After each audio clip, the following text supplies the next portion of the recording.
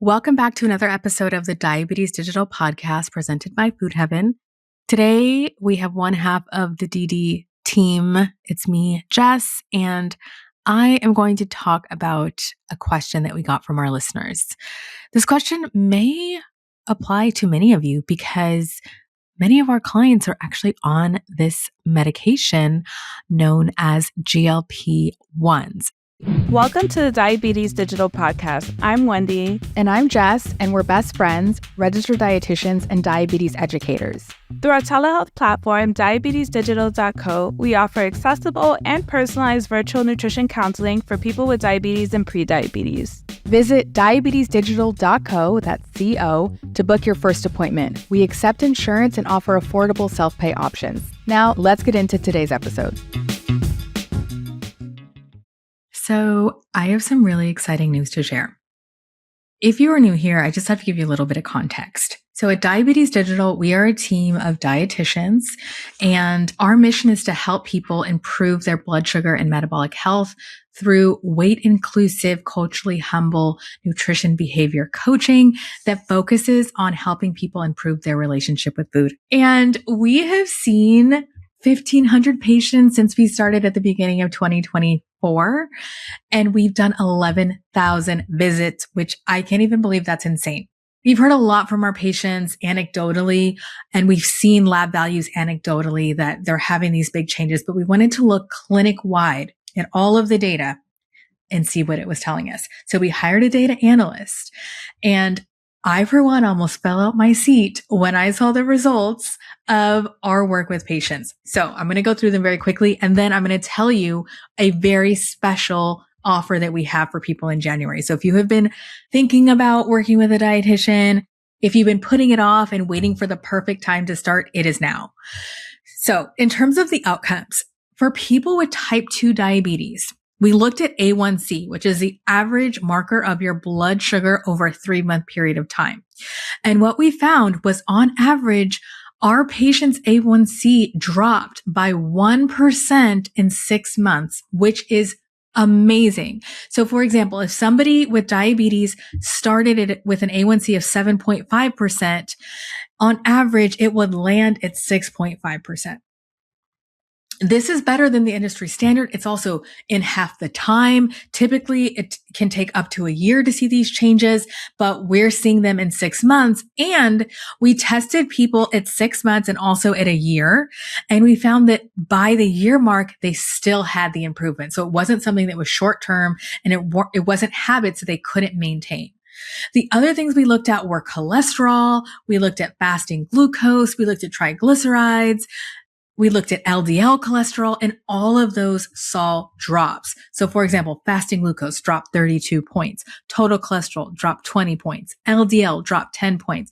It honestly blew all of our mind. Now, some other things that I really loved to hear was that 96% of our patients said that they improved their relationship with food. And they cited things like more balanced eating patterns, more flexible mindset around food, reduced food guilt. I was just so happy to see it. Also, 96% said that they feel like they've adopted positive wellness behaviors, and 100% said that they felt confident maintaining their habits. So with all of this in mind, if you start care this month and you have your visit with your dietitian, we're going to pay for your A1C, your cholesterol, your LDL, your triglycerides, your fasting glucose, your HDL. Now, you're going to have to get your labs at LabCorp because that's a clinic that we are partnering with. And one caveat is, unfortunately, this is not going to apply to people in New York, New Jersey, and Rhode Island. You guys just have different state laws when it comes to labs. So if you want to get the labs done, head over to diabetesdigital.co, that's .co/quiz, sign up, have your first visit, and tell your RD that you want your free labs. Again, that's diabetesdigital.co/quiz. Sign up, tell your RD you want the labs. Now is the time. Now let's get to the episode. So the question was, is it normal to not feel hungry on a GLP-1? And how do I know when it's time to bring it up with my provider? I'm sure so many of you have heard about GLP-1s. They're all over the news these days. So many patients of ours are on them for many different reasons. As you know, we focus on diabetes, and these medications have been used in diabetes management for 20 years, since 2005. And recently, they have also been approved for weight loss. So a lot of clients are taking them for that reason as well. And I know it's complex for many reasons. It's a complex decision, especially for a lot of our patients. And at the end of the day, we support body autonomy and people doing what they feel is best for their body. And so if we have a lot of patients on these medications, we definitely want to provide support for them while they're on them so they can make sure that they're nourishing themselves. So just to give you a little bit of background, a lot of people who take GLP-1s notice that their hunger cues change, and that can feel really confusing. If you have never heard about GLP-1s before, or you just want more background information on these medications, definitely check out our podcast. We had a dietitian on who is an expert who uses them, especially for diabetes, but for other reasons as well. And we got into all the nitty gritty. So definitely listen to that episode if you're just like, what are GLP-1s? I have no idea.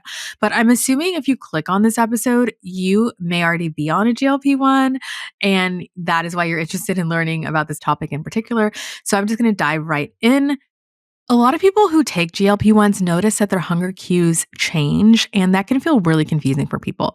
And of course, because of the nature of the drug, some appetite reduction is expected, but what happens when eating starts to feel hard, or like you're unintentionally going the whole day without a meal, which honestly can happen to some of our patients?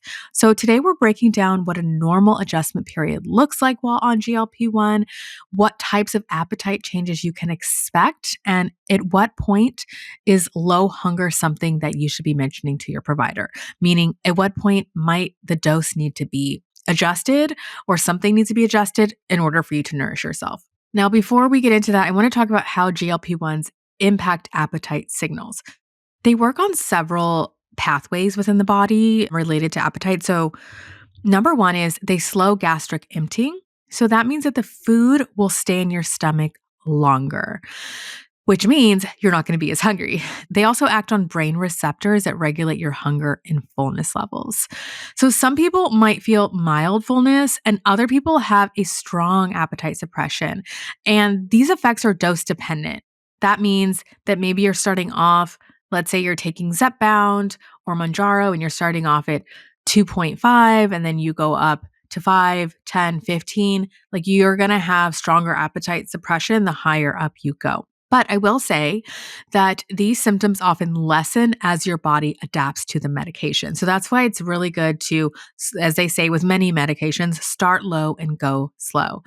And everyone's experience is so individual. You'll see people who are on the medication and they only have a minor appetite suppression and no side effects. And then you'll see other people who are on the medication and they have a lot of side effects and they have no appetite. So it really just depends. How can you meet your nutrition needs when your hunger cues are low? I think first and foremost, it's really important that even if you're not hungry, you still eat. I've heard patients say, like, oh, my doctor is telling me to lean into not being hungry and lean into having 2 meals a day. And that is something that I definitely would not recommend, because it's just not going to be good long term. Your body needs food. And even if you're not feeling those physiological hunger, signals, you still need to eat. So maybe that is setting a timer in your phone to remember to eat breakfast, lunch, and dinner. Maybe that is tacking breakfast onto another habit, like after you brush your teeth, then you go get something to eat. So I always recommend people prioritize nutrient dense foods when you do feel like eating, or even if you don't, and it's time to eat. So making sure that you're definitely having a nutrient dense meal and protein first. A lot of people who work with folks on GLP-1s will say this because you want to preserve your lean muscle mass. And if you're someone who maybe you had, diabetes, and you are now taking a GLP-1, and maybe when you had diabetes and weren't on a medication, you were eating your vegetables first, or trying to, make half your plate vegetables. You may not be able to do that on a GLP-1 because that is a lot of volume. And so we want to make sure that you're getting foods that have more calories in them, than vegetables. So like protein, Fiber is also important. That's what you're going to find in vegetables, but you don't just want to fill up only on fiber and then not have any room for things like protein and carbs. Another thing I recommend is trying smaller, more frequent meals if larger meals feel overwhelming. We don't want anyone force feeding themselves. I mean, that's not fun. But if you can have 5 smaller meals in a day or 6 smaller meals in a day, that is recommended. And this is something we often will tell patients to do who have an issue with digestion or, their GI health. Like 5 smaller meals is usually the go-to. So this also applies with GLP-1s. Another recommendation is use liquid options. Smoothies, protein drinks are amazing. But sometimes I hear people say they're doing a protein drink and it has like nothing else in it. I would recommend trying to make that more balanced by not just having protein, but maybe you blend some protein powder or some Greek yogurt with a banana and also with chia seeds or flax seeds. So you're getting some fiber in there as well, because as we know, GLP-1s can make you more constipated. So you need to not just have protein, you need to have foods that include fiber too. So using liquid options on days that solids just are not sitting well or just making them your default. I saw one doctor who's an endocrinologist who works a lot with people on GLP-1s say that she recommends folks have 4 meals per day, especially if you're having appetite, suppression that's really strong and it's hard to eat. So having 2 solid meals and then maybe 2 protein smoothies with protein in them. And that's a way to still get your nutrition without having to stress about, force feeding yourself at every meal. So that's one option. For some people, tracking their nutrient intake for awareness is also helpful to ensure you're meeting your basic needs.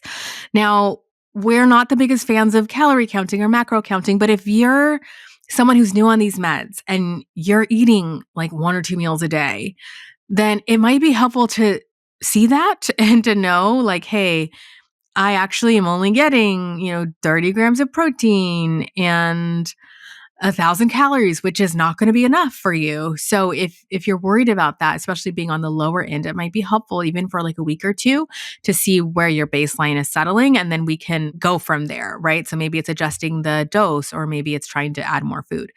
Our dietitians at Diabetes Digital do this with patients using the Practice Better journals, which is our electronic medical record. So patients take pictures of their food and then we look at it and we can give you, just based on our experience, like an idea of whether you're meeting your needs or whether you're not. So a couple of strategies for protein and energy.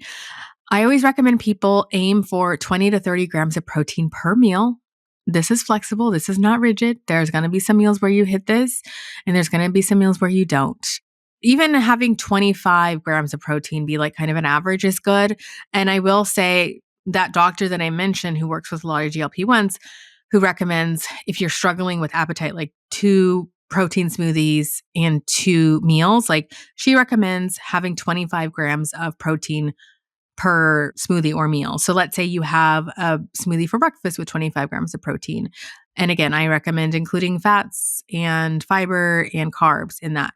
And then you have a lunch with 25 grams of protein, a balanced lunch, and then you have another smoothie for a snack, and then you have dinner. And just see how you feel with that. That will help you meet your goals without having to think about all of these different meals. Now, of course, as dietitians, we recommend variety, but the truth is a lot of people on these medications, it's hard for them to have, like I said, 3, 4 meals in a day. So if that's the case for you, then consider the 2 shakes, 2 meals option. Try to add calorie dense food if your appetite is low. So calorie dense foods would be things like nut butters, avocados, olive oil, and cheese. The reason these are calorie dense is because they have more calories per gram. So if you can only eat a small volume, it makes sense to do things like nut butters. So maybe an example for a snack would be having a piece of toast, maybe a piece of wheat toast with some peanut butter on top with some sliced bananas. Like that can be a mini meal or a snack. And if you get wheat toast, typically that might have 5 grams of fiber per slice. And then if you're doing peanut butter, and let's say you have 2 scoops of peanut butter, that's going to have 8 grams right there. So you're kind of almost at 15 grams. And then let's say you add on a cup of soy milk. then that's going to add another 8 grams. So you're getting closer to the 25 grams, and it's not that much food. I also want to recommend for folks who are struggling to get enough, consider including a multivitamin. Because if it's really hard to hit all your nutrients because you're not eating enough, I definitely first encourage like getting things from food. But if you're really struggling, then consider adding a multivitamin if you're struggling with variety, right? Maybe you're getting enough calories, but it's just you're not hitting enough variety to be able to meet all of your micronutrient needs. A multivitamin might be helpful. I also recommend choosing foods that are enjoyable and tolerable. Some people on this medication experience nausea as well. And some foods are going to make that better potentially, and some foods might make that worse. So really hone in on what the foods are that you tolerate, especially in the beginning. Like most people are fine with time, but in the beginning, when your body's acclimating to the medication or a new dose, you might experience more side effects. And of course, you always hear people say this about GLP-1s, but stay hydrated because in addition to making you not as hungry for many, it might also make you not feel as thirsty. And so it's really easy to get dehydrated. And sometimes feeling dehydrated or not having enough water can make your nausea worse. So make sure to get enough water throughout the day. Now, when do you talk to your provider? Because I know that's a question so many people have, many of our patients, and we always guide them based on these couple of principles. So the first is you want to talk to your provider when you can't reliably get in 1 to 2 meals per day. That is a sign that something is not right. The medication is too high, you're not tolerating it, and something needs to change. So that's number one. The second is if you're having persistent nausea, vomiting, and fatigue. Again, people start on the meds, they typically might have some nausea, maybe some fatigue as their body's adjusting, but with time, it really should subside. So if it's staying for a long time, then something might be wrong. The other thing is you might also have signs of being underfueled, like dizziness or headaches. And these should not be taken lightly, especially if you have been on this medication for a while and you're consistently overfueling and not able to get enough food in. And then the last reason you want to talk to your provider is if eating feels like a chore every day with no improvement. I hear a lot of people saying this, and I also see a lot of people on like the GLP-1 podcast. Like there's a lot of patient podcasts out there or like TikToks that'll come on my feed and I'll see what people on GLP-1s are eating. And I'm just like, that's not enough. Like what is happening? You need to talk to your doctor to get your dose adjusted so that you can have more than just like chicken and pickles all day. So I do feel like there's a lot of misinformation and people sharing how they're able to meet their protein on GLP-1, but like there's no other nutrient that they're meeting. And that's just honestly, as a dietitian, a recipe for disaster. How can a HAES, meaning a weight inclusive dietitian, support you? I want to talk a little bit about that. So a weight inclusive dietitian, which is what we are at Diabetes Digital, can help you understand whether your hunger cues are expected or if they're becoming a barrier without framing your experience through restriction or weight loss. I hear, again, a lot of patients say their doctors are telling them, oh, you're not hungry or you're only eating one meal. That's great. Lean into that. No, that's not what we're trying to do here. We want you to feel nourished and be able to eat so we can help like look at the bigger picture. We can also work with you to build gentle, realistic eating patterns and monitor for signs of underfueling, as well as helping you meet your protein and energy needs when your appetite is low. We can also communicate with your provider on your behalf for dose adjustments that might make you feel better so that you have support on your side or someone to advocate for you if there is a change that needs to be made.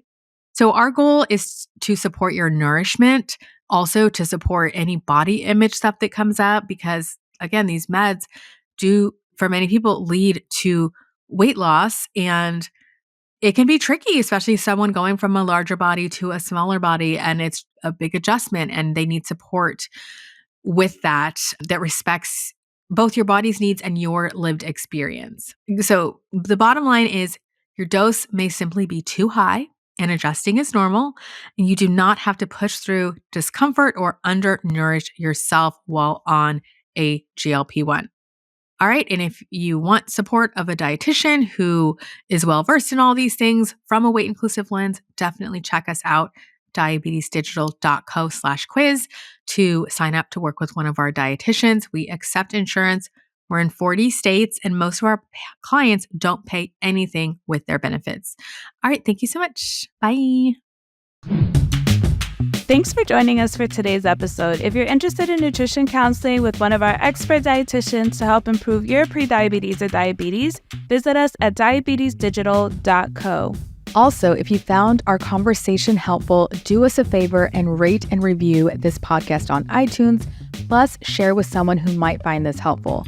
You can also connect with us on Instagram at diabetesdigital.co.